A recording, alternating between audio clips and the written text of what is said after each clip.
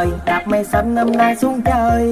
Anh năm nay hơi buồn, thấy em tự nhiên thẫn thơi. Em đang cô đơn thì bàn tay đâu đưa đây. Tôi coi như cho qua năm sau đám cưới liền tay, đến ngày mùng 2 có ai đi nhìn mà em